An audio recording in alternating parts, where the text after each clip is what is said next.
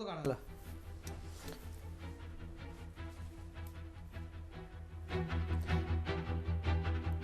निश्चित आपण पाहतोय या घडीची महत्त्वाची बातमी। सुप्रीम कोर्टात विषय असेपर्यंत मशाल चिन्ह हे ठाकरे गटाकडेच। ठाकरे गटाच्या आमदारांना व्हीप जारी होणार नाही।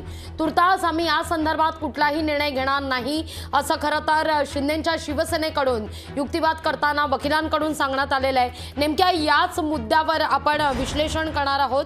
आपल्यासोबत अर्थातच आहेत लोकशाहीचे मुख्य संपादक कमलेश सुतार सर हाच मुद्दा खरं तर मला सरळ साध्या शब्दात हा समजावून घ्यायचा आहे। एकीकडे कोर्टात युक्तिवाद केला जातो की या सगळ्या संदर्भात आम्ही कुठलाही व्हीप खरं तर लागू करणार नाही। पुढचे 2 आठवडे ठाकरे गटाच्या या सगळ्या सदस्यांवर किंवा आमदारांवर कुठलीही कारवाई होऊ शकत नाही अपात्रते संदर्भात।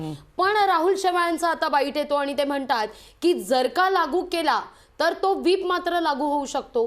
कसा काय म्हणजे याचा सगळ्याचा अर्थ लावायचा? नाही 2-3 गोष्टी आहेत। राहुल शेवाळेंची कदाचित थोडीशी त्यांची ऐकण्यात काहीतरी गल्लत झाली असावी। कारण काय झालं, हा मुद्दा कसा आला, सगळ्यात महत्त्वाचं म्हणजे ठाकरे गटाची याचिका होती की निवडणूक आयोगाच्या निर्णयावरती स्थगिती द्यावी। निवडणूक आयोगाचा निर्णय कुठला तर शिवसेना पक्षाचं नाव आणि पक्षाचं चिन्ह शिवसेनेला द्यायचं, याच्या विरोधात ते सुप्रीम कोर्टात गेले होते। आणि जर येणाऱ्या काळामध्ये त्यांचं म्हणणं आहे की सुप्रीम कोर्टाने सगळ्यात पहिले काय सांगितलं की आम्ही तातडीने याच्यावरती सुनावणी घेऊ शकत नाही, दोन्ही बाजू ऐकल्याशिवाय याच्यावरती निर्णय देणं योग्य होणार नाही असं सुप्रीम कोर्टाने सगळ्यात पहिले सांगितलं। त्यामुळे तातडीने सुनावणी होणार नाही, त्याच्यावरती ही गोष्ट आहे, दोन्ही बाजूच्या गोष्टी ऐकल्या जातील।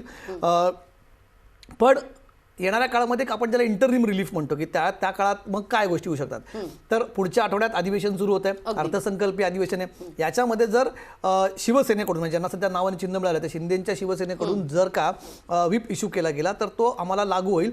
आणि त्याच्यातनं जर तो व्हीप पाळला गेला नाही, जनरली पक्षाचा व्हीप असतो तो बंधनकारक असतो पक्षाच्या आमदारांवरती, आणि तो जर पाळला गेला नाही तर पक्षाच्या आमदारांवरती डिस्क्वालिफिकेशनची कारवाई होऊ शकते। म्हणजे आपण दुसऱ्याही केसमध्ये बघतो की कशा प्रकारे ही सुनावणी होत असताना वारंवार व्हीप पक्षाचा मानला गेला नाही, व्हीप मानला गेला नाही, हे आर्ग्युमेंट वारंवार दिलं जातं आहे। तर उद्या कदाचित जर शिवसेना नाव आणि चिन्ह यांच्याकडे आणि हे आमदार स्वतःला शिवसेनेचे म्हणत असतील, उरलेले 16 आमदार ज्याच्यामध्ये स्वतः आदित्य ठाकरे सुद्धा आहेत, आणि जर तो व्हीप काढला गेला आणि कदाचित दोन्ही सभागृहात काढला जाऊ शकतो तर तो कदाचित स्वतः उद्धव ठाकरे यांना पण लागू शकतो। आणि उद्धव ठाकरे अजूनही वरच्या सभागृहात आमदार आहेत, तर जर त्यांना तो व्हीप लागू केला गेला आणि तो त्यांनी मानला नाही तर त्यांच्यावरती टांगती तलवार राहील डिस्क्वालिफिकेशनची, अपात्रतेची। त्यामुळे तोवर काही निर्णय देऊ नये ती त्यांनी रिलीफ मागितली होती जी कोर्टाने मान्य केली। की स्वतः कौल जे वकील आहेत जे शिंदेच्या वतीने बाजू मांडतात, कौल यांनी सांगितलं की आम्ही कुठल्याही प्रकारचा व्हीप असा इश्यू करणार नाही, त्यामुळे त्यांनी ते कोर्टाला दिलंय। कोर्ट म्हटलं की आम्ही या गोष्टी रेकॉर्डवरती घेतोय। हा झाला एक महत्त्वाचा मुद्दा, त्यामुळे ते एक रिलीफ मिळालेलं एक। ठाकरेंची याचिका ऐकणार आहोत, ठाकरेंच्या याचिकेवरती सुनावणी होणार आहे, आम्ही त्याच्यावरती पूर्ण सुनावणी करू हे देखील त्यांनी म्हटलं। पण तातडीने आम्ही स्थगिती देणार नाही। उद्धव ठाकरेंच्या पक्षाचं काय म्हणणं होतं, उद्धव ठाकरेंच्या वकिलांचं म्हणणं होतं की तातडीने त्याच्यावरती स्टे देण्यात यावा, जी त्यांनी मागणी सध्या तरी त्यांनी मान्य केली नाही। पण हो, ही पूर्ण याचिका आम्ही ऐकू, दोन्ही बाजू ऐकून घेऊ आणि त्याच्यासाठी त्यांनी पुढची तारीख दिली।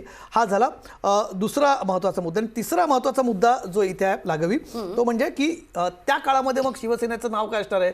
कारण तुला गेल्या वेळेस जेव्हा निवडणूक आयोगाने निर्णय दिला होता तेव्हा निवडणूक आयोगाने सांगितलं होतं की सध्या पोटनिवडणूक सुरू आहे, या पोटनिवडणुकीपर्यंत ठाकरे यांच्या पक्षाला शिवसेना उद्धव बाळासाहेब ठाकरे हे नाव आणि मशाले चिन्ह वापरता येईल। पण आता पुढचा निर्णय येईपर्यंत त्यांना ते मशाल चिन्ह आणि शिवसेना उद्धव बाळासाहेब ठाकरे हे नाव वापरण्यास त्यांना परवानगी मिळालेली आहे। त्यामुळे जोपर्यंत निर्णय येत नाही तोवर किमान त्यांच्याकडे मशाले चिन्ह असणार। कारण तुला आठवतंय ज्या दिवशी हा सगळा निर्णय आला होता, उद्धव ठाकरेंनी तेव्हा भाषण केलं होतं किंवा प्रेस कॉन्फरन्स घेतली, तर वारंवार त्यांनी गोष्ट सांगितली होती की आपल्याकडून कदाचित मशालाही जाऊ शकते। त्यामुळे ती एक जी त्यांची भीती होती पक्षाची, ती इथे सध्या तरी त्यांची आपण बघू शकतो की ती त्याला नाही। कोर्टाकडे 2 दिलासे मिळाले, एक सेटबॅक आहे। त्यामुळे काय थोडंसं नरम गरम असा दोघांसाठी हा फैसला आहे।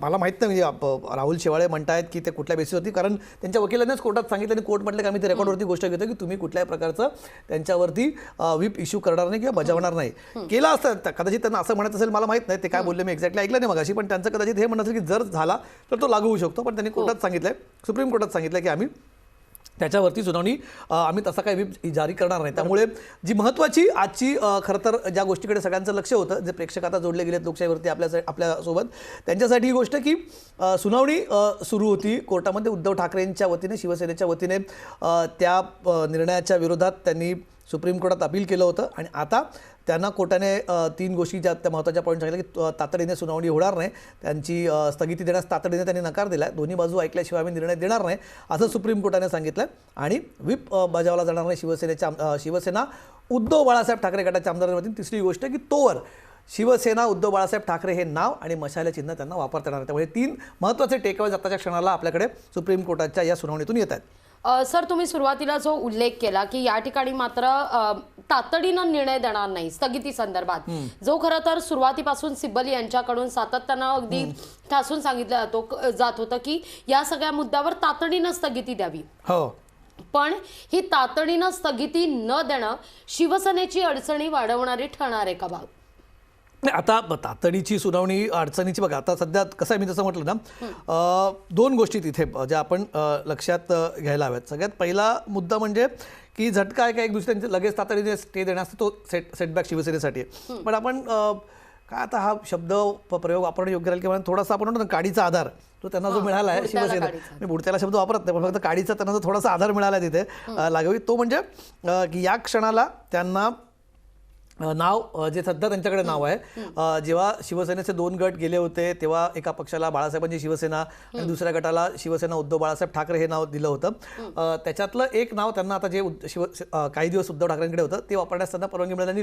त्यांच्या पक्षाचं वारंवार हे म्हणणं होतं की आम्ही मशाल हे चिन्ह लोकांपर्यंत पोहोचवलं आहे, त्या चिन्हावरती एक निवडणूक लढवली आणि ती जिंकली सुद्धा आहे, त्यामुळे लोकांपर्यंत असं मशाल चिन्ह पोहोचलेलं आहे, त्यामुळे किमान ते तरी आपल्यासोबत राहावी त्यांची अपेक्षा होती. पण आता ते का परमनंट त्यांना मिळालेलं आहे, सुनावणी होईपर्यंत त्यांना ते वापरता येईल. कदाचित येणाऱ्या काळामध्ये जेव्हा सुनावणी होईल तेव्हा हाच मुद्दा मांडला जाईल की कशा प्रकारे इतर केसेसमध्ये कधीही थेट चिन्ह किंवा नाव देण्यात आलं नव्हतं. उद्धव ठाकरेंनी त्या दिवशी पत्रकार परिषदेमध्ये 2-3 मुद्दे सांगितले होते की याच्यापूर्वी कसं मुलायम सिंग यांच्या केसमध्ये झालं होतं किंवा जयललितांच्या केसमध्ये झालं होतं, इतर ज्या ज्या जुने त्यांनी उदाहरणं दिली त्यामध्ये कधीही थेट निर्णय करण्यात आला होता. पण या केसमध्ये जो करण्यात आला आहे त्याच्या विरुद्ध त्यांचं आर्ग्युमेंट इथे राहणार आहे आणि त्या आर्ग्युमेंटवरच त्यांनी आज त्यांचा सांगण्याचा प्रयत्न होता. येणाऱ्या काळामध्ये जी सुनावणी होईल त्याच्यावरती त्यांचा मुद्दा तिथे मांडला जाईल. पण सध्याच्या क्षणापुरता त्यांची जी भीती आपण म्हणू शकतो, आता त्यांना कदाचित पटणार नाही ही भीती, पण त्यांच्यासाठी जी थोडीशी डोक्याची घंटा होती की व्हीप बजावला गेला तर काय याच अधिवेशनामध्ये, कारण कालपासून आपण बातम्या बघतोय की त्या बैठकीमध्ये ठाकरेंच्या गटाला घेण्याची तयारी सुरू झाली आहे, व्हीप बजावला जाऊ शकतो. कारण बजेटच्या सेशनमध्ये अनेक गोष्टी येऊ शकतात, अनेक विधेयकं तिथे आणली जातात, त्याच्यामध्ये पक्ष व्हीप बजावू शकतो, बैठकींसाठी व्हीप बजावू शकतो.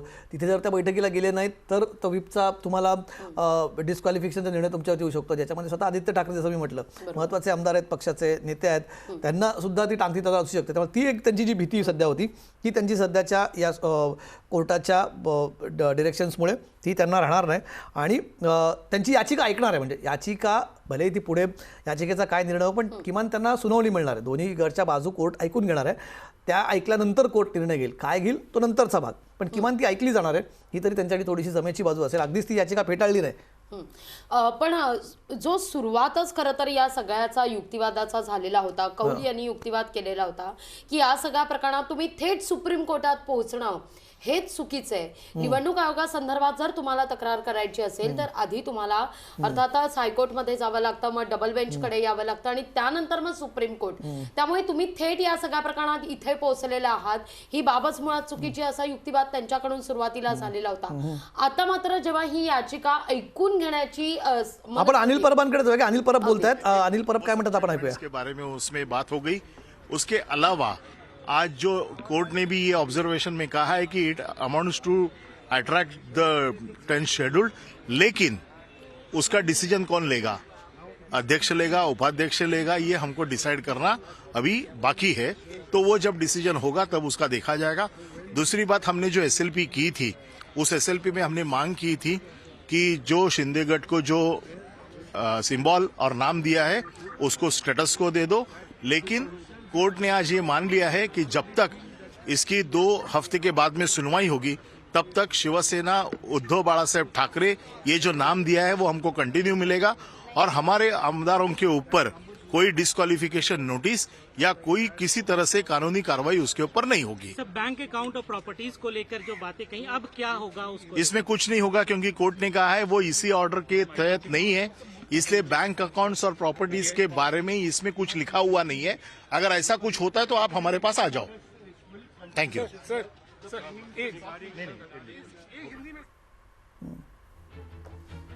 निश्चित एक महत्वाचा मुद्दा सर यातून एक समोर येतोय की या ठिकाणी सगळी चर्चा होत असताना, युक्तिवाद होत असताना मुख्यमंत्री एकनाथ शिंदे किंबहुना अर्थात शिंदेच्या शिवसेनेचे मुख्य नेते ज्यांची कालच खरं तर निवड झालेली आहे, त्या एकनाथ शिंदेंना सुद्धा नोटीस जारी करण्यात आलेली आहे. हो, अशी एक आता जी माहिती येते, त्यांचं म्हणणं आहे की एकनाथ शिंदे यांना पण नोटीस इश्यू केलेली आहे, जी माहिती आता येते सुप्रीम कोर्टातून.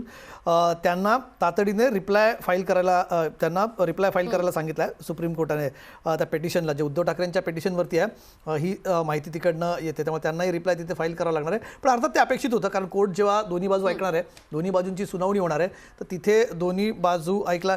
निहार ठाकरे बोलतात, आपण ऐकूया. निहार ठाकरे वकील आहेत. फाइल करने के लिए और उसके बाद उनको और एक हफ्ता मिलेगा रिजॉइंडर फाइल करने के लिए. बट मुद्दा ऐसा है कि जो इलेक्शन कमीशन का जो ऑर्डर था 17 तारीख का, उस पर किसी भी प्रकार का स्टे दिया गया नहीं है. तो जो ऑर्डर में हमें घोषित किया था कि हम शिवसेना है, उस पर कोई प्रकार का स्टे दिया गया नहीं है और अभी 2 हफ्ते के बाद आगे कार्रवाई होगी. क्या कुछ रहेगा इसमें आगे का प्रोसेस, क्या कुछ पेश किया जाएगा, क्योंकि काफी समय से ये लंबा विवाद चल रहा है शिवसेना की ओर, कुछ रहेगा? ये देखिए, आगे जाके भी हमें पूरा यकीन है कि किसी भी तरह का स्टे उनके फेवर में आएगा नहीं, क्योंकि जो ऑर्डर इलेक्शन कमीशन ने पास की थी वो एक डिटेल्ड ऑर्डर थी. सब मुद्दे को कंसिडर करने के बाद ही वो ऑर्डर पास की गई थी और उसमें सब तरह के पॉइंट्स जो सादिक अली जजमेंट में जो टेस्ट दिए गए हैं, test of constitution, test of majority, इन सब मुद्दों पे कंसिडरेशन करने के बाद ही वो ऑर्डर आया है. तो वो एक योग्य ऑर्डर है और आगे जाके भी कोई प्रकार का स्टे मिलेगा नहीं, इसका हमें आश्वासन है.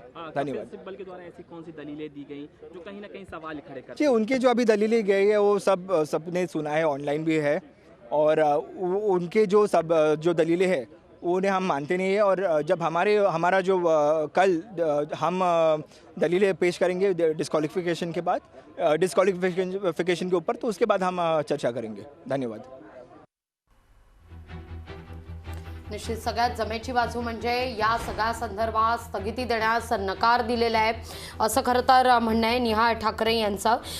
या सगळ्या मुद्द्यामध्ये, युक्तिवादाच्या मुद्द्यामध्ये बँक आणि मालमत्तेसंदर्भात देखील मुद्दा समोर आलेला आहे सर. आणि बँक अकाउंट आणि मालमत्तेसंदर्भात स्थगिती देण्यास सुप्रीम कोर्टानं मात्र नकार दिलेला आहे. एक्झॅक्टली त्याच पॉईंटकडे मी खरं तर आता येणार होतो. आपण निहार ठाकरे बोलत होते की ते इंटरेस्टिंग आहे. शिवसेना पक्षाची सुनावणी सुरू आहे.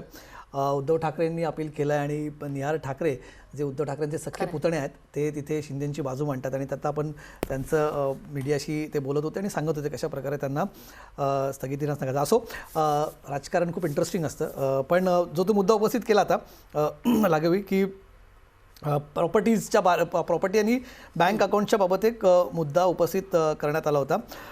त्यांनी जसं आधीच्या मुद्द्यावर जसं म्हटलं की त्यांनी स्थगिती मागितली, दिली नाही. पण कपिल सिब्बल यांनी आज स्टेटस को मागितला होता की ऑफिस आणि बँक अकाउंट. शंभूराज देसाई बोलतात आपल्यासोबत. कुठून शंभूराज देसाई आपल्यासोबत जोडले जात आहेत, बोलतायत. थेट जाऊया. निवेदन स्वीकारासाठी जायचंय, त्यामुळे पवार साहेब काय बोलले हे मी ऐकलेलं नाही, पाहिलेलं नाही. पण यापूर्वी माननीय पवार साहेबांनी अशा पद्धतीचं वक्तव्य, जेव्हा ते या मुद्द्यावर येतील तेव्हा आपण तर मी सांगत होतो की त्या बँक आणि अकाउंट्सच्या बाबत त्यांनी स्टेटस को मागितला होता. त्यांचं कोर्ट म्हणणं होतं, त्याच्यावरती बेंचने नकार दिला आहे त्यांच्या त्या मागणीवरती. कोर्टचं काय म्हणणं आहे की the order does not contain anything regarding bank accounts or properties. ECI was deciding the symbol order. Something which is part of the order we can certainly look upon. This does not form part of the order. ECI order is confined to the allotment of symbol. Now they have succeeded before the election commission. We cannot pass an order which has the effect of staying it without hearing them. We are entertaining the SLP, that is a SLP special leave petition जी त्यांनी केली होती. We can't say that the order at this, we can't stay the order at this stage. They have succeeded before the ECI असं CJI जे मुख्य न्यायमूर्ती त्यांनी चंद्रचूड यांनी तिथे म्हटलं आहे. त्याच्यावर त्यांचं म्हणणं होतं की ती ऑर्डर जी आहे त्या ऑर्डरमध्ये तो फक्त सिम्बलच्या बाबतची ऑर्डर होती, चिन्हाबाबतची ऑर्डर होती, पक्षाबाबतची ऑर्डर होती. आणि असा कुठलाही आम्ही निर्णय देऊ शकत नाही ज्याच्यातनं त्यांच्या कुठल्याही निर्णयावरती स्टे येतोय असं प्रथमदर्शनी सकृतदर्शनी दिसतंय. त्यामुळे ते त्यांनी तिथे नकार दिला. त्याच्यावरती सिब्बल यांनी त्याच्यावरती आक्षेप घेत त्यांनी सांगितलं की त्यांनी जर प्रॉपर्टीज ज्या आहेत पक्षाच्या, जसं शिवसेना भवनची चर्चा आपण 2 दिवस ऐकतोय की शिवसेना भवन ताब्यात घेतलं तर काय, किंवा शिवसेनेच्या शाखा ताब्यात घेतलं तर काय, त्याची एक त्यांच्या मनात भीती होती. तर त्याच्यावरती जज म्हणाले की this is independent of ECI order, ultimately there is a contractual relationship within a political party, any further action which is not based on the EC order, you have to exhaust other remedies available in the law. तुमच्याकडे ज्या बाकी सगळे पर्याय, ज्या तुमच्याकडे बाकी सगळे जे पर्याय तुमच्याकडे उपलब्ध आहेत कायदेशीर, ते तुम्ही पहिले वापरून घ्यावे आणि त्याच्यानंतर तुम्ही कोर्टाकडे जाता. माहिती उज्ज्वल निकम जे तू सांगत होती, उज्ज्वल निकम आपल्यासोबत आलेत. निकम सर, आज तुम्ही माहिती तुमच्यापर्यंत आली असेलच कशा प्रकारे सुनावणी झाली. 2-3 गोष्टी झाल्यात. खरं तर थोडंसं कभी खुशी कभी गम सारखा प्रकार आहे उद्धव ठाकरेंसाठी पण आणि शिंदे गटासाठी पण. शिंदेंच्या शिवसेनेसाठी, आता त्यांच्याकडे शिवसेना नाव आहे, त्यांना एकतर त्यांच्या इमिजिएट स्थगिती देण्यास नकार दिला, पण त्यांची बाजू मात्र ऐकून घेणार आहेत, त्याच्यावरती चर्चा होणार आहे, सुनावणी होणार आहे. दुसरी त्यांची जी भीती होती की डिस्क्वालिफिकेशन होऊ शकतं, त्यालासुद्धा थोड्या वेळासाठी तुर्तास ती त्यांना स्थगिती आहे. आणि तोवर त्यांना नाव आणि त्यांचं जे सध्याचं नाव आहे शिवसेना उद्धव बाळासाहेब ठाकरे आणि पक्षचिन्ह जे मशाल ते त्यांना वापरता येणार आहे. तुम्हाला काय वाटतं आजच्या या सगळ्या निर्णयाबाबत? कमलेश, तुम्ही हे कबूल केलं पाहिजे की या सुरुवातीपासून ज्या वेळेला महाराष्ट्रात सत्ता संघर्ष सुरू झाला त्यावेळेला मी प्रेडिक्ट असं केलं होतं की काय होऊ शकतं. आपल्याला आठवत असेल, तुम्ही या वेळेला लोकशाहीमध्ये नव्हता चॅनलला, मुंबई तकला असताना देखील त्यावेळेला मी सांगितलं होतं की काय होऊ शकतं. बरोबर. कारण राजकारण असेल, कोर्ट असेल, इथे स्ट्रॅटेजी ही फार महत्वाची असते. बरोबर. आता निवडणूक आयोगापुढे जो लोकांना वाटत होतं की निवडणूक आयोगाला आजच्या स्थगिती मिळेल, काय केंद्रीय निवडणूक आयोगाने यापूर्वी दिलेला जो निकाल आहे म्हणजे धनुष्यबाणाचा निकाल, हा निकाल स्वतःच या कसबा आणि चिंचवड या पोटनिवडणुका होईपर्यंत स्थगित ठेवलेला आहे. म्हणजे मग अर्जन्सी काय. आणि शिंदे गटातर्फे देखील आज कोर्टाला आश्वासित करण्यात आलं की आम्ही कोणाच्या विरुद्ध व्हीप काढणार नाही, बजावणार नाही किंवा कोणाची त्यांची प्रॉपर्टी ठाकरे गटाची घेणार नाही असं त्यांनी बजावलं आहे. त्यामुळे तातडीने स्टे देण्याची आज गरज नाही असं त्यांनी आज जाहीर केलं. त्याच्यामुळे आज त्याला स्टे दिलेला नाही. आणि ह्या सगळ्या प्रकरणामध्ये केंद्रीय निवडणूक आयोग ही महत्वाची पार्टी आहे. कारण केंद्रीय निवडणूक आयोगाने हा निकाल दिलेला आहे की धनुष्यबाण हे चिन्ह कोणाला मिळालं पाहिजे. आणि म्हणून म्हणजे शिंदे गटापेक्षा केंद्रीय निवडणूक आयोगाची भूमिका फार महत्वाची आहे. कारण केंद्रीय निवडणूक आयोगाने कोणत्या आधारावरती धनुष्यबाण चिन्ह हे शिंदे गटाला दिलेलं आहे, कोणता असा आधार शिंदे गटा निवडणूक आयोगापुढे होता की ज्या योगे ठाकरे गटाचं म्हणणं की घटनाच नाहीये. कारण असं असतं की एखाद्या पक्षाचं निवडणूक चिन्ह हे 2 कारणांकरता दिलं जातं. एक तर म्हणजे त्या पक्षाची घटना, त्या पक्षाची घटना, आणि दुसरं म्हणजे निवडून आलेली लेजिस्लेटिव्ह विंग कोणाच्या बाजूने. तर या संदर्भामध्ये पक्षाच्या घटनेनुसार केंद्रीय निवडणूक आयोग म्हणतात अशी घटनेत 2018 पासून आमच्याकडे बदलच रजिस्टर झालेला नाही. मग ही वस्तुस्थिती आहे की नाही. कारण आज ठाकरे गटातर्फे आज स्पष्ट आरोपच करण्यात आला की अशा प्रकारच्या आम्हीची घटना आहे त्या घटनेचं विचारातच घेतलं नाही. त्याच्यामुळे निवडणूक आयोगाला म्हणणं ऐकल्याशिवाय सर्वोच्च न्यायालयात कुठलंही हे करणार नाही. पण एक गोष्ट लक्षात ठेवली पाहिजे की साधारणतः हा केंद्रीय निवडणूक आयोगाचा निकाल हा अंतिम असतो. अत्यंत अपवादात्मक परिस्थितीमध्ये या निकालात न्यायालय हस्तक्षेप करत असतं. पण जर वस्तुस्थितीवर जर निकाल आधारित नसेल तर मग मात्र न्यायालय त्याचा हस्तक्षेप करत असतं. तुम्ही एक इम्पॉर्टंट पॉईंट रेज केला आहे, पण त्याच्या मला थोडंसं अजून अलीकडे द्यायचं आहे. निकम साहेब, आज जेव्हा सुनावणी जेव्हा होती तेव्हा त्यांनी ठीक आहे त्यांना तुर्तास त्यांनी स्थगिती देण्यास नकार दिला असता तरी सुद्धा सुनावणी होणार आहे, केस ऐकून घेणार आहे. अगदीच त्यांची आउटराईटली फेटाळली नाही याचिका. जे NK कौल होते, जी बाजू मांडत होते शिंदेची, त्यांनी त्यांच्यात जे ऑब्जेक्शन्स रेज केले त्यात सगळ्यात पहिलं मेंटेनेबिलिटी. ते म्हणे की स्पेशल लिव्ह पिटिशन ही त्याची सुनावणीच घेऊ नये असं त्यांचं म्हणणं होतं. त्यांनी कारण काय दिलंय, कारण ते आधी ठाकरे गट आपण ज्यांना म्हणू शकतो ते आधी दिल्ली उच्च न्यायालयाकडे गेले होते, कारण त्यांच्या ज्युरिडिक्शनमध्ये ती गोष्ट येते आधी. त्यांनी तेव्हा फेटाळली होती. त्यामुळे आता सुप्रीम कोर्टाने यांना एंटरटेनच करून असं त्यांचं म्हणणं होतं. ही बाब कितपत पुढच्या काळामध्ये सुनावणीमध्ये ठाकरेंसाठी त्रासदायक ठरू शकते? नाही, त्रासदायक ठरू शकते असा आज आपल्याला आरोप करता येणार नाही. याला कारण असं आहे की केंद्रीय निवडणूक आयोग ज्या वेळेला ही बाब पूर्णपणे तपासून बघेल की हा निकाल जो आहे निवडणूक आयोगाने दिलेला आहे हा फॅक्ट्स वरती आधारित आहे की नाही वस्तुस्थितीवरती आधारित आहे की नाही ही बाब अगोदर तपासली जाईल आणि त्या अनुषंगानेच हा निर्णय दिला जाईल. त्याच्या अगोदर निर्णय दिला जाणार नाही. हा तर आणखी एक मुद्दा जो आपण वारंवार चर्चा केली आहे, गेली अनेक महिने आपण चर्चा त्याच्यावरती करतोय की या दोन केस खरं तर म्हणजे आता आपण तो नेहमीच शब्द वापरतो, त्यांचा एकमेकांमध्ये गुंता झाला आहे, पायात पाडकलेले त्या केसेसचे. उद्धव ठाकरे वारंवार सुप्रीम कोर्टात सांगत होते की जोपर्यंत याचा निर्णय येत नाही तोपर्यंत इलेक्शन कमिशनचा निर्णय येऊ नये. पण तरी सुद्धा आता स्थिती अशी झाली आहे, निवडणूक आयोगाचा निर्णय आल्यामुळे उद्धव ठाकरेंना पुन्हा सुप्रीम कोर्टात नव्याने जावं लागतंय. थेट जरी संबंध नसला तरी सुद्धा बाहेर त्याचं राजकारण वेगळं होत राहील. पण इथे या दोन केसेसचा काही एकमेकांमध्ये फरक पडू शकतो, कारण आपण दोन्ही केसेसवरती अनेकदा चर्चा केली आहे. या दोन्ही केसेस वेगवेगळ्या आहेत, पण आता दोन्ही केसेस सुप्रीम कोर्टासमोर आल्या आहेत. मोबाईल स्कॅन करणे एक मी आता एअरपोर्टला आहे, तो मोबाईल स्कॅन करावा लागेल माझा. बरं निकम साहेब आता ते बंद करावं लागेल. नाही ठीक आहे. निकम साहेब एअरपोर्टला आहेत, त्यांचा आता सिक्युरिटी चेक तिथे सुरू आहे, त्यामुळे ते बोलतात. पण हा एक मुद्दा जो महत्त्वाचा इथे ना लागवी तो प्रकर्षाने इथे प्रेक्षकांच्या निदर्शनास आणून द्यायचा. तर अनिल देसाई माझ्या ते बोलतात. अनिल देसाईंकडे जाऊया आणि चर्चा सुरू ठेवूया. लोकतंत्र प्रजातंत्र पे जो भी एक सवालिया निशान खड़ा हुआ है उसको देखते हुए एक अच्छा फैसला जरूर करेगी. लेकिन जिस तरीके से बैंक अकाउंट को लेकर और उस सुप्रीम कोर्ट ने ये कहा है कि इलेक्शन कमीशन ने जो भी ऑर्डर दिया है उस ऑर्डर में कहीं पे भी प्रॉपर्टी हो, बैंक अकाउंट्स हो या कोई भी ऐसी चीज नहीं है besides symbol of the which is the property of the supreme court. तो सिंबल के बारे में उन्होंने दिया हुआ ये फैसला है और उसको लेके कोई तनाव नहीं रहेगा. ये सामने वालों ने भी कहा है. हम भी सुप्रीम कोर्ट जिस तरह से चाहती है उसका जरूर आदर करेंगे, उसी तरह से ये रहेगा.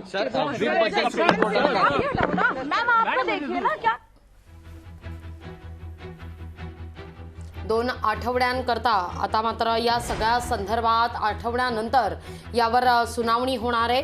पण अर्थातच काही महत्त्वाचे मुद्दे निवडणूक आयोगाच्या निकालाला स्थगिती नाही. सुप्रीम कोर्टानं म्हटलेले सुप्रीम कोर्टात विषय असेपर्यंत मशाल चिन्ह हे ठाकरे गटाकडेच राहील. उद्धव बाळासाहेब ठाकरे असं नाव पक्षाला वापरता येईल. व्हीप लागू होणार नाहीये. किंबहुना 2 आठवड्यांपर्यंत या सगळ्या संदर्भात कुठलीही भूमिका आमच्याकडून घेण्यात येणार नाही असं शिंदे गटाच्या अर्थात शिवसेनेच्या वकिलांकडून सांगण्यात आलेलं आहे. त्यामुळे ती एक ठाकरे गटाकरता उद्धव बाळासाहेब ठाकरे यांच्या पक्षाकरता ही जमेची बाजू आहे. कारण पुढच्या आठवड्यामध्ये राज्याचं अर्थसंकल्पीय अधिवेशन सुरू होत आहे, ज्या संदर्भात चर्चा सुरू होती की व्हीप जारी केला जाऊ शकतो का.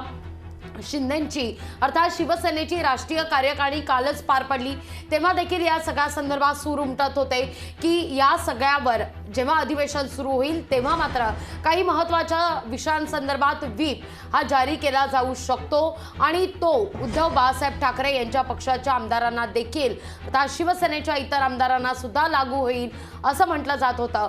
पण या सगळ्या मुद्द्यावर आता मात्र पुढचे 2 आठवडे आमच्याकडून कुठलीही भूमिका घेतली जाणार नाही असं शिंदेच्या म्हणजे आताच्या शिवसेनेच्या वकिलांकडून आज कोर्टात युक्तिवाद करताना सांगण्यात आलेलं आहे. पण सर मगाशी आपण ज्या इंटरेस्टिंग मुद्द्यावर खरं तर चर्चा करत होतो त्यानंतर मात्र अनेक प्रतिक्रिया देखील समोर आलेल्या आहेत. पण बँक अकाउंट आणि मालमत्तेसंदर्भात स्थगिती देण्यास सुप्रीम कोर्टानं जो काही नकार दिलेला आहे त्यावर मात्र आता पुढे अनेक घडामोडी अवलंबून असतील. इंटरकनेक्ट कसं आहे ना, काय ना ती सुनावणीत आता कुठले कुठले मुद्दे समोर मांडले जातात. कोर्टाने सरळ सांगितलं की ह्याच्यावरती आम्ही स्थगिती देऊ शकत नाही, कारण त्या निर्णयाबाबत त्या निर्णयाशी संबंधित त्याच्याशी जोडलेले हे मुद्दे आहेत. त्यामुळे त्याच्यावरती आम्ही स्थगिती कुठल्या याच्यावर देऊ शकत नाही ज्याचा थेट किंवा इनडायरेक्टली अर्थ असा निघू शकतो की आम्ही त्या निर्णयावरती स्टे देतो. त्यामुळे त्याच्यावर त्यांनी स्थगिती देण्यास तिथे नकार दिलेला आहे. त्यामुळे तो थोडासा त्याच्या पुढच्या काळात काय होतं मला वाटत नाही, कारण ज्या प्रकारे स्वतः म्हणजे आता हा झाला एक आपण जे बोलतो हा झाला लिगल पार्ट, हा झाला त्याचा न्याय प्रक्रियेचा भाग. दुसरीकडे आपण पॉलिटिकली बघितलं तर स्वतः शिंदे यांच्याकडून स्टेटमेंट आले की आम्ही सेना भवनावरती दावा सांगणार नाही. आम्ही काय त्यांनी शब्द वापरला, आम्ही काय अमुक नाही होत, मला शब्द आठवत नाही ते काय म्हणाले. पण त्यांनी म्हटलं की आम्ही शिवसेना भवनावरती दावा ठेवणार नाही, आम्ही छोट्या मनाचे नाही होत, असं आम्ही कोत्या मनाचे असं ते म्हणाले होते. त्यांच्या पक्षाच्या वतीने संजय शिरसाट म्हणाले, भारत गोगावले म्हणाले आणि काही गोष्ट सांगण्यात आली. त्यामुळे ती गोष्ट होईल ही शक्यता कमी. दुसरी आता पक्षाची बँक अकाउंट्स म्हणजे आता हा माझा कयास आहे मी काय माझी माहिती असं सांगत नाही, पण नोईंग शिंदे सगळं काही आता अंदाजपंचच चालू आहे. अंदाजपंचाने पण हा जो आपला एक राजकीय कयास असतो, अंदाजपंच म्हणजे अगदीच ठोकल्यासारखं होतं, पण हा एक जो कयास असतो तो थोडासा पण अनुभवावरती आधारित असतो. तर कयास माझा असा आहे की शिंदे त्या पैशावरती किंवा बँक अकाउंटवर सुद्धा दावा करणार नाही, कारण त्यांचं याच्यातून असा चुकीचा मेसेज जाऊ शकतो किंवा ज्याच्यातनं आता कदाचित ठाकरेंच्या सेनेला सिंपती मिळू शकते, अशी कुठलीही ते स्टेप उचलणार नाही असा माझा कयास आहे. त्यामुळे ते कदाचित तसं काही पाऊल उचलणार नाही, कारण बँक अकाउंटमध्ये असून किती पैसे असणार नाही, त्याच्यापेक्षा जास्त कदाचित पैसे पक्षाकडनं ते उभारले जाऊ शकतात. त्यामुळे त्या पक्षाच्या बँक अकाउंटवरती त्यांना दावा करून अजून सिंपती मिळू शकेल असे काही ते पावलं उचलणार नाही. त्यांची सध्या प्रायोरिटी काय असणार आहे, शिवसेनेचा विचार, बाळासाहेबांचा वारसा आणि पक्ष संघटना या गोष्टी त्यांच्यासाठी त्या वास्तूपेक्षा किंवा त्या बँकेच्या अकाउंटपेक्षा जास्त महत्त्वाच्या असणार आहेत. आणि जर तसा प्रयत्न केला गेला तर कदाचित स्वतःच्या पायावरती धोंडा मारून घेतल्यासारखं होईल. ऑलरेडी अशी चर्चा जी वारंवार सुरू असते की या सगळ्या प्रकारातून उद्धव ठाकरेंना सिंपती मिळते, सहानुभूती त्यांच्यासोबत आहे, उद्धव ठाकरे म्हणतात, अनेक विश्लेषक ही गोष्ट म्हणतात. त्यामुळे त्याच्यात अधिक भर पडायला नको, ऑलरेडी लागलेल्या त्या आगीमध्ये अजून ते लोटलं जायला नको अशी दक्षता ते घेतील. त्यामुळे शिवसेनेची वास्तू असतील, शिवसेनेच्या शाखा असतील, शिवसेनेचे बँक अकाउंट असतील, अशा क्षुल्लक गोष्टींवरती मी क्षुल्लक शब्द हा एकदम जबाबदारीने वापरतोय, कारण त्या वास्तूमध्ये किंवा त्यांनी स्वतःचं बाळासाहेब भवन उभं करताय. म्हणजे माझी आपण मधल्या काळात त्याच्यावरती स्टोरी पण केल्या होत्या की शिवसेनेचं जसं शिवसेना भवन प्रति शिवसेना भवन ते उभं करतायत, बाळासाहेब भवन त्यांचं ऑलरेडी एक्झिस्टिंग आहे आणि शिंदेंना ते सोपं आहे करणं. शिंदे त्याबाबत अगदी मोकळ्या हाताचे आणि मोकळ्या मनाचे आहेत, त्यामुळे ते करू शकतात ती गोष्ट. त्यांच्याकडे रिसोर्सेस तसे आहेत त्यामुळे ते करू शकतील. शिवसेनेकडे असलेल्या गोष्टी हिरावून घेणं, कारण लक्षात आहे तुला लागावी पहिल्या दिवसापासून उद्धव ठाकरेंचा काय स्ट्रॅटेजी राहिली आहे की माझ्याकडनं सगळं हिसकावलं गेलं, माझ्याकडनं सगळं हिसकावून घेतलं गेलं, बाळासाहेबांच्या मुलाला खुर्चीवरून खाली खेचलं, त्यांचा पक्ष तुम्ही हिरावतायत, माझे वडील चोरतायत, ते वारंवार तो शब्द वापरतात की चोरी केली, आता इथे की चोरीला राजमान्यता मिळते वगैरे वगैरे शब्दांचा वापर करतात. त्यामुळे आता कसं आहे, नाव चोरणं, पैसा चोरणं, नाव चोरण्याविरुद्ध कुठे अंडरस्टँडिंग तुमचं कॉपीराईट आहे तोवर तुम्हाला त्याच्यावरती केस होऊ शकत नाही, पण तुम्ही विचार चोरला ही काय त्याच्यावरती फारू शकत नाही. पण जेव्हा पैशाचा विषय येईल किंवा वास्तूचा विषय येईल तेव्हा मात्र त्याला चोरीचं स्वरूप दिलं जाऊ शकतं ऑफिशियली त्याच्याकडनं. म्हणजे त्या गोष्टीला की बघा आमच्याकडनं सगळं हिरावलं गेलं आहे, मग त्याच्यावर कदाचित अजून ते विक्टिम कार्ड त्यांना केळलं जाऊ शकते की त्याच्यावर त्यांना सिंपती मिळू शकते लोकांमध्ये सुद्धा, हो यांच्याकडनं हिरावलं गेलं आहे. ज्या प्रकारे उद्धव ठाकरेंनी आपण त्याला व्हिज्युअल हे म्हणूया, ज्यावेळेस त्यांनी राजीनामा दिला, ज्या प्रकारे ते असं निघाले होते मातोश्रीवरनं सोडून मुख्यमंत्रीपद, तर त्याच्यात त्यांना भावनिक आवाहन करण्याचा त्यांचा तिथे प्रयत्न होता. उद्या विचार कर, जस्ट इमॅजिन अशी सिच्युएशन की शिवसेना भवनामध्ये एकनाथ शिंदे गेले आहेत आणि तिथे उभे आहेत, तर ते अजून लोकांमध्ये एक वेगळ्या प्रकारचा संदेश देऊ शकतं. तर अशी कुठली गोष्ट ते करतील किंवा त्यांचे सल्लागार जे असतील ते त्यांना सांगतील असं मला वाटत नाही. पण कोर्टातनं शेवटी त्या गोष्टी येतील तेव्हा त्याला कदाचित एक अंमली जामा जसा त्याला घातला जातो, त्याला एक गोष्टीचा अधिकृत स्वरूप दिलं जातं, ते कदाचित कोर्टाच्या ऑर्डरसाठी ते वाट बघतील. जशी ही निवडणूक आयोगाची ऑर्डर आली की बाबा चिन्ह हे शिवसेना नाव आणि चिन्ह हे शिंदेकडे असेल. त्याच्यापूर्वी ते फक्त काय म्हणत होते की आमच्या पक्षाचं नाव बाळासाहेबांची शिवसेना, कारण आम्ही बाळासाहेबांचा विचार घेऊन चाललो आहे, आम्ही बाळासाहेबांच्या विचारांना जिवंत ठेवतोय. पण शिवसेना नाव ह्याच्यात शेवटी एक अधिकृत हे आहे ना, बरोबर, अधिकृत नाव, अधिकृत चिन्ह हे त्यांना मिळालं. त्यामुळे आता जर त्यांना निवडणूक आयोगाने किंवा सुप्रीम कोर्टाने सांगितलं की शिवसेना हे नाव, शिवसेनाचं धनुष्यबाण हे चिन्ह, शिवसेनेचं कार्यालय, शिवसेनेचे बँक अकाउंट्स, मालमत्ता या सगळ्या तुमच्या आहेत, तर कदाचित मग त्याला ते अधिकृत स्वरूप प्राप्त होईल. तोवर शिंदे सोडून काय तसं मला वाटत नाही. पक्ष कार्यालय तुम्ही आता जर तुम्ही विधान भवनातलं पक्ष कार्यालय ते त्यांच्या ताब्यात आलं, त्यांनी घेतलं, कारण आता पक्षाचं नावच मिळालं आहे. महापालिकेतलं तसं होत आहे, सगळीकडे तसं होईल, पण अधिकृत जेव्हा होईल तेव्हाच शिंदे हे पाऊल उचलतील असं मला वाटतं.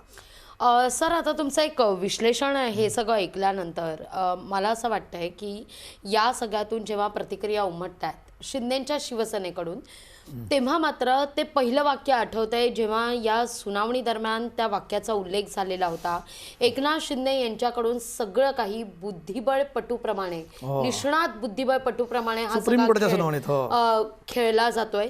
तसाच काहीसा खेळ आपल्याला आता या ठिकाणी बघायला मिळाला. अगदी अगदी अगदी म्हणजे लागवी कसं आहे ना, बघ इथे त्यांनी तो शब्द काय कुठल्या अर्थाने वापरला होता, सिंपल की बुद्धिबळाच्या पटाप्रमाणे पुढची चाल ओळखून आधीची चाल खेळली गेली होती. म्हणजे त्याच्या कुठल्या संदर्भात मी सांगतो ते म्हटले होते, आमदारांचं डिस्क्वालिफिकेशन होऊ शकतं हे लक्षात त्यांना होतं, ही त्यांना माहिती होती की आमदार सोडून गेले त्यांच्याची डिस्क्वालिफिकेशनची नोटीस निघू शकते.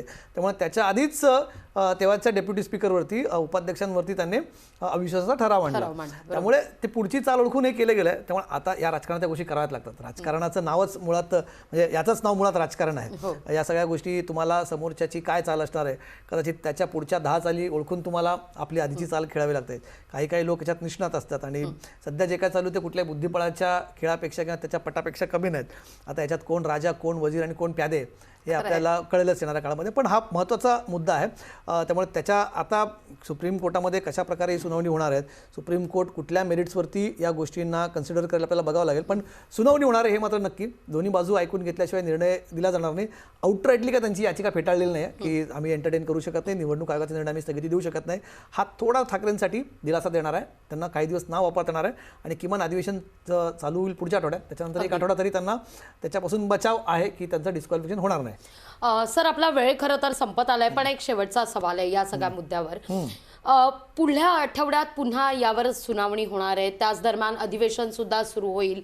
2 आठवड्यांनी मात्र इतरही अनेक मुद्द्यांसंदर्भात निर्णय घेऊ असं देखील म्हटलं जात आहे. थेट जाऊया ज्या ठिकाणी राहुल नार्वेकर बोलत आहेत. अविश्वास प्रस्तावासंदर्भात अपत्याच्या कारवाई संदर्भात जेव्हा मुद्दा आला तेव्हा कमिशनचं म्हणणं होतं की या अध्यक्षाची निवडच बेकायदेशीर आहे, त्यामुळे पूर्वीच्या अध्यक्षांकडे हे प्रकरण द्यावं. काय तुमचं म्हणणं आहे याच्यावर?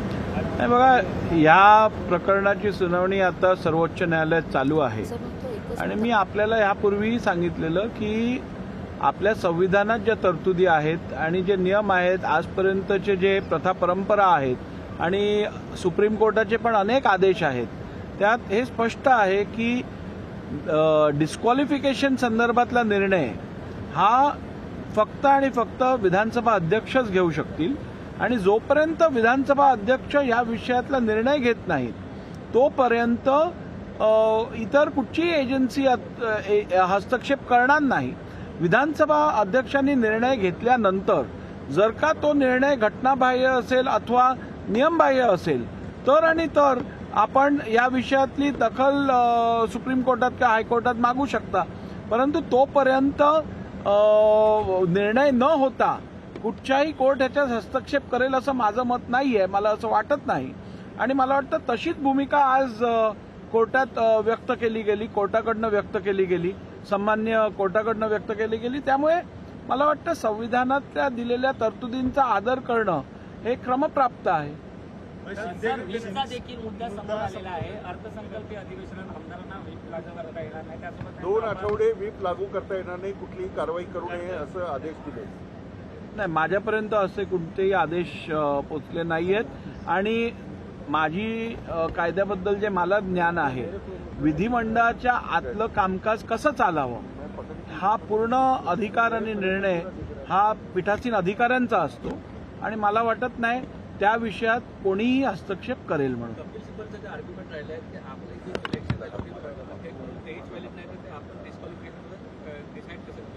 नाही, पण एखाद्या अध्यक्षांची निवड व्हॅलिड किंवा इनव्हॅलिड, बाह्य किंवा घटनाबाह्य हे कोण ठरवतं? हे सभागृहात झालेली निवड, यासाठी प्रस्ताव जो द्यायला लागतो, रेझोल्युशन ते द्यायला लागतं, ते दिलं गेलेलं, त्यावरती रितसर मतदान झालं, सर्व उपस्थित आमदारांनी मतदान केलं, त्याबद्दलचा निर्णय घोषित झाला. मग ह्यात अनुचित किंवा नियमबाह्य कसं काय म्हणता येईल? आणि मला एक गोष्ट सांगा, ह्यापूर्वी डिस्क्वालिफिकेशन पिटिशन्स ह्या कितीतरी पेंडिंग होत्या, परंतु त्या पिटिशन्स पेंडिंग असताना संबंधित आमदारांना विधिमंडळाच्या कामकाजात काम करण्यापासून थांबवलं गेलं होतं का? त्यांना मतदान करण्यापासून थांबवलं गेलं होतं का? नव्हतं. म्हणून आज हा नियम वेगळा कसा होऊ शकतो? आणि त्यामुळे माझं अंडरस्टँडिंग ॲब्सोल्युटली क्लिअर आहे. जोपर्यंत आमदारांचं निलंबन झालं नसेल तोपर्यंत ते आमदार विधानसभेचे सन्मान्य सदस्य असतात आणि जे अधिकार इतर सदस्यांना उपलब्ध असतात ते सर्व अधिकार त्या पण संबंधित आमदारांना उपलब्ध असतात. ज्या वेळेला विधानसभा अध्यक्षांची निवडणूक झाली अथवा त्यांच्या प्रस्तावावरती मतदान झालं त्यावेळेला मतदान करणारे सर्व आमदार हे अधिकृत विधानसभा सदस्य होते. त्यांच्यावरती कोणतीही कारवाई करण्यात आली नव्हती. त्यामुळे ते झालेलं मतदान हे पात्र मतदान होतं आणि त्यामुळे मला वाटत नाही की विधानसभा अध्यक्षांची निवड ही घटनाबाह्य अथवा नियमबाह्य होती. पण त्यांनी असं देखील एक हे केलेलं आहे की ज्या पद्धतीने अध्यक्षांची नेमणूक होती त्या ज्या व्हीप जर काढला तर बाकीचे जे आमदार आहेत ठाकरे गटातले ते कुठेतरी अपात्र करतील अशी देखील भीती त्यांनी व्यक्त केली. नाही बघा, संविधानात व्हीप संदर्भात किंवा डिस्क्वालिफिकेशन संदर्भातले प्रोव्हिजन्स अत्यंत क्लिअर आहे. शेड्यूल 10 मध्ये स्पष्टपणे लिहिलेलं आहे की विधिमंडळ गटाचे निर्णय अथवा विधिमंडळ गटातील सदस्यांनी कशा प्रकारे मतदान करावं हे व्हीपद्वारे सांगितलं जातं. आणि जर का विधिमंडळ गटाच्या मुख्य प्रतोदानी एखादा व्हीप दिला असेल मतदानासंदर्भात तर त्याची अंमलबजावणी होणं किंवा त्या संदर्भातलं कुठच्याही प्रकारचं डिसओबिडियन्स न होणं हे संसदीय लोकशाहीसाठी अत्यंत महत्वाचं आहे, संसदीय कामकाजासाठी महत्वाचं आहे आणि त्यामुळे नियमानुसार यापुढची कारवाई होईल. पण तुमच्या मते आता जर व्हीप बजावला गेला ठाकरे गटाच्या आमदारांना तर तो त्यांना लागू करावा लागेल हो की नाही? ह्याचं उत्तर अत्यंत स्पष्ट आहे. माझ्या मते आज शिवसेना पक्षात माझ्याकडे कुठचंही असं रिप्रेझेंटेशन आलं नाहीये जिथे कोणीही असं म्हणत आहे की आम्ही वेगळा गट आहोत अथवा आम्ही वेगळा फ्रॅक्शन आहोत. त्यामुळे माझ्यासमोर रेकॉर्ड जो आहे त्याच्या अनुषंगाने विधानसभेतील शिवसेना विधिमंडळ गट हा एकच आहे आणि त्यामुळे त्या एका गटाचा एक नेता आहे आणि त्या एका गटाचा एक मुख्य प्रतोद आहे. सर, हिंदी में जाते जाते पता जो सुप्रीम कोर्ट में सुनवाई हुई, जो इलेक्शन कमीशन के ऑर्डर के ऊपर ये कहा गया 2 हफ्तों तक किसी भी तरीके का डिस्क्वालिफिकेशन नहीं किया जा सकता. विधानसभा अध्यक्ष निवड ही घटनाबाह्य नाही याचा पुनरुच्चार पुन्हा एकदा राहुल नार्वेकरांकडून करण्यात आलेला आहे. लोकशाही मराठी ऐका, पहा, जागरूक रहा.